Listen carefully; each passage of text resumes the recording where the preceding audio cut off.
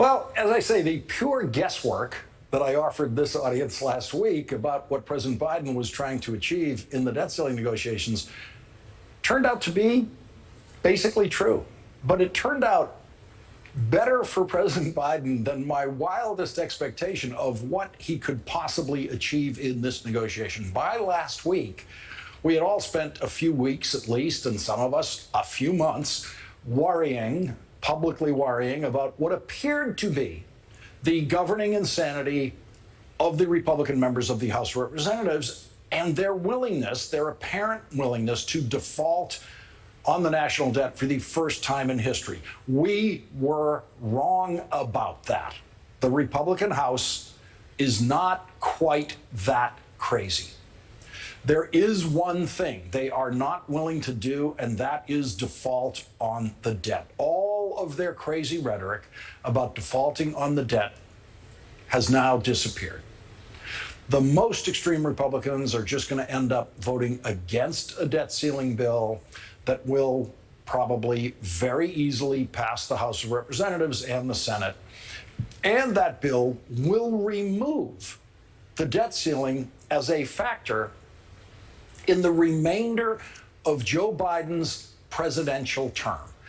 The very most that I thought Joe Biden could possibly get in these negotiations was 1 year. 1 year before he would have to face another increase in the debt ceiling. But no, he demanded 2 years from Kevin McCarthy, and Kevin McCarthy gave him 2 years. Kevin McCarthy gave up the most effective leverage Kevin McCarthy has for negotiating with Joe Biden by eliminating the debt ceiling for the remainder of the Biden presidency. And Kevin McCarthy is not just agreeing to raise the debt ceiling, he has agreed to eliminate it. If you increase the debt ceiling, you have to pick the new number in trillions of dollars that is your new debt ceiling expressed in a number. Kevin McCarthy has agreed to simply suspend the debt ceiling for 2 years. So Joe Biden negotiated not just raising the debt ceiling, but actually eliminating it for 2 years. The Republican negotiating position on the debt ceiling was to suspend it until March 31st of next year. So the Republican plan going into negotiations was to have another debt ceiling confrontation exactly 10 months from now. And Joe Biden's position was, no, it has to be 2 years. And now it's 2 years. At the same time, Joe Biden managed to incorporate the basics of a budget deal into this legislation. And that was the part of the deal where Joe Biden was actually using the debt ceiling as leverage against Kevin McCarthy. As I said last week, when everyone was describing the situation as Kevin McCarthy using the debt ceiling as leverage against Joe Biden, and I was doing that, I thought, what if it was the other way around? What if Joe Biden was using the debt ceiling as leverage against Kevin McCarthy? And that is exactly what happened. What we have discovered, and what Joe Biden was discovering before we did, is that Kevin McCarthy and most of the Republicans in the House of Representatives fear defaulting on the debt. We did not really know that before. We already know that none of them fear a government shutdown during annual budget negotiations, which must be completed this year by October 1st. So Joe Biden used Kevin McCarthy's fear of default to negotiate the basic outlines of a budget agreement with Kevin McCarthy, now under the pressure of the debt ceiling deadline. And under that pressure, Kevin McCarthy caved. This bill, unfortunately, gives Joe Biden a blank check to sink the American people and spend trillions of dollars without any caps. She thinks Joe Biden won. We gave this administration no limits on the debt. He could go to any limit, he could go to any amount he wanted. The only people happy with this are China, who is continuing to buy debt. And then the Biden administration, which is is going rogue on spending at every level. He spent $10 trillion in 2 years. So why are we not? Am I missing something? No, he's not missing something. Joe Biden won. Kevin McCarthy lost. The Democrats have delivered $80 billion for the Internal Revenue Service in additional funding. That is the largest funding increase of the Internal Revenue Service in its history. And as part of this deal with Kevin McCarthy, to appear to cut government spending, Joe Biden has decided to give the IRS only $70 billion increase instead of the $80 billion increase. And the $70 billion is still the largest increase in funding in IRS history. And President Biden will then spread that $10 billion that was originally going to go to the IRS across areas of so-called spending cuts that Republicans want to, in effect, neutralize those spending cuts. The same Republican Party that legislated an 18% spending cut across every government activity except the military is now accepting this deal. That was their proposal for increasing the debt ceiling. They got none of that. The problem for the winners in a deal like this is if they declare themselves to be winners at this stage, it could cause dozens and dozens of Republicans who were going to vote for this deal in the House to turn against this deal. And so President Biden, who has achieved his most difficult legislative victory yet, cannot now claim victory. Not yet. Give us an update on the debt ceiling deal. Are you confident it'll pass Congress? Look, you know I never say I'm confident what the Congress is going to do, but I feel very good about it. I've spoken to a number of the members. I spoke to McConnell. I spoke to a whole bunch of people, and it feels good. We'll see when the vote starts. And look, one of the things that I hear some of you guys saying is, why doesn't Biden say what a good deal it is? Why would Biden be saying what a good deal is before the vote? You think that's going to help me get it passed? No. That's why you guys don't bargain very well. Who got the better deal, Democrats or Republicans? It's a bipartisan deal. Will it get done by June 5th? Oh, yes. No question. Well, you realize you're not in the real world. No question. There is no reason why it shouldn't get done by the 5th. I'm confident that we'll get a vote in both houses, and we'll see. And in the real world, tonight, just over an hour ago, the House Rules Committee, controlled by Republicans, voted 7-6 in favor of the legislation, sending it to the full House of Representatives for a vote tomorrow. House Democrat Adam Smith, a member of the Progressive Caucus, said this. Is basically a budget deal that we negotiated that has the added benefit now of, of saving that hostage that the Republicans took and protecting our economy. And I think President Biden did about the best he could do in a very difficult situation. And then Congressman Smith said something else that we've heard a lot about in the last few weeks. The main thing I'll be critical of President Biden on is he never should have said up front, I'm not going to negotiate over the debt ceiling. I know what he meant, I do, but it didn't come off clearly to the American people. So that was a And strategic error in your mind, Congressman? That was a strategic error? Absolutely. I would say more tactical than strategic, but yes.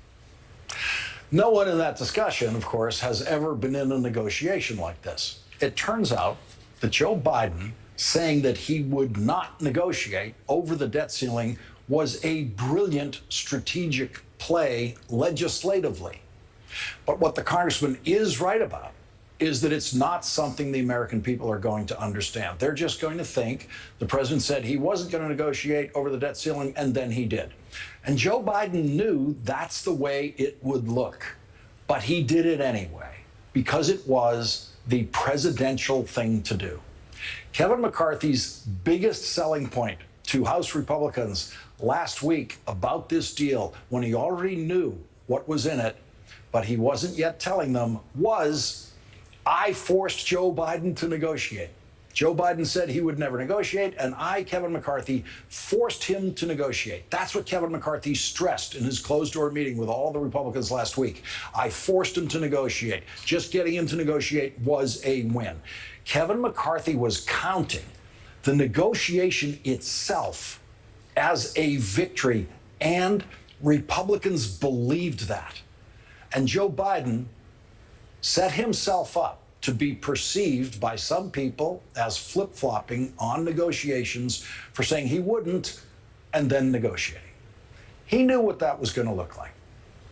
He knew he was going to have to take the heat for that because he knew it would help him get a better deal, a much better deal, because the other side would actually count negotiation as a win. Something no one in Congress has ever counted as a win before. No one in the news media is smarter than Joe Biden on making deals like this. No one in Congress is smarter than Joe Biden on making deals like this. And none of those people are smarter than Steve Ricchetti, Joe Biden's most experienced budget negotiator, who was in the room for every minute of these negotiations. Joe Biden had no choice but to negotiate with Kevin McCarthy. And he knew that as soon as the Republicans won the House of Representatives in the last election.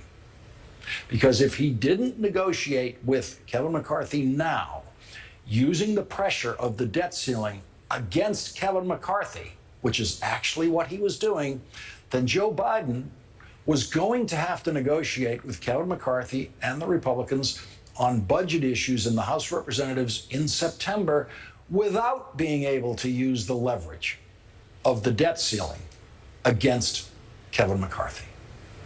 It turns out in this story, in the real world of legislating behind closed doors, the debt ceiling was Joe Biden's friend. The debt ceiling is what Joe Biden used to beat Kevin McCarthy. When one party controls the presidency and the Senate, and one party controls the House, at some point, there have to be bipartisan legislative negotiations on budgets. It must happen. There's no avoiding it. The only question is when. And bipartisan legislative negotiation is a game that is won behind closed doors. And you cannot celebrate the victory until both the House and the Senate have voted, and then both sides will be claiming victory. Joe Biden knew that going in. Joe Biden knew he would never get the credit he deserves for this remarkable negotiation. Steve Ricchetti has never tried to get credit for all of the things he's been achieving for Democratic presidents in negotiations like this since he worked for President Clinton in the 1990s. You can achieve in bipartisan legislation big things as long as you understand one rule that Joe Biden and Steve Ricchetti have always lived by. You can achieve much more for the country as long as you don't rush to get credit. Leading off our discussion tonight is Jennifer Rubin, a Washington Post opinion columnist and an MSNBC political analyst. She is host of the podcast Jen Rubin's Green Room. Her latest opinion piece is titled, Biden's Underrated Deal-Making Prowess Strikes Again. Jennifer, thank you very much for joining us tonight. You're here for a couple of reasons. Your perception of this, I think, is exactly right. And secondly, I really don't want to waste time with members of Congress right now who can't really tell the truth about this. They have to kind of, Democrats have to pose as being unsatisfied and undecided and not quite sure. So Republicans won't see this as a big victory for Democrats. And so they're being, pretty coy right now. But your perception of this, it seems to me to be exactly what's going on here, is that this experience wins again, is another way of putting it. Yeah, it's hard to think of a deal, as you put it, Lawrence, that could be any better than this. And it keeps getting better as we learn more about it. It turns out those little rule change in food stamps, remember, they were going to impose all of these draconian work rules on poor people who get food stamps. It turns out that Biden negotiated a deal in which more money and more people will be covered in the food stamp program. So that's how bad a deal Kevin McCarthy negotiated. Now, I don't know whether it's that they're afraid of the debt ceiling or that they really don't care at all what's in it. They never cared about the deal. Right. Their entire politics is the politics of performance and of posturing and gesturing. And so when it came down to it, they could never decide really what they wanted to ask anyway. And I will say Joe Biden did something else that was very smart. He made the Republicans put on the table their proposed draconian, unpopular budget cuts. So we learned what these people wanted to do to border security, to health care, to every aspect of government that people like. And they were proposing cuts that, under some analysis, was 22%, under other analysis was over 30%. But he made them show their cards. And once they did that and the public recoiled, Republicans realized once again they had lost even more leverage. So that's why we're in this silly dance, as you put it. Republicans can't admit that they negotiated cotton candy, a handful of nothing. Democrats don't want to gloat too soon. And the mainstream media has this obsession with both underestimating Biden and trying to make the Republicans seem more normal. So their natural inclination is not to declare Biden the winner. It's to say, well, both sides won or neither side won.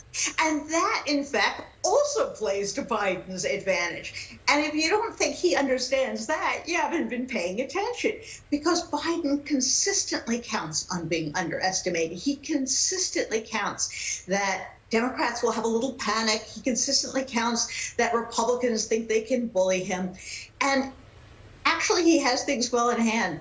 He even got Kevin McCarthy to admit that he was very smart and very focused.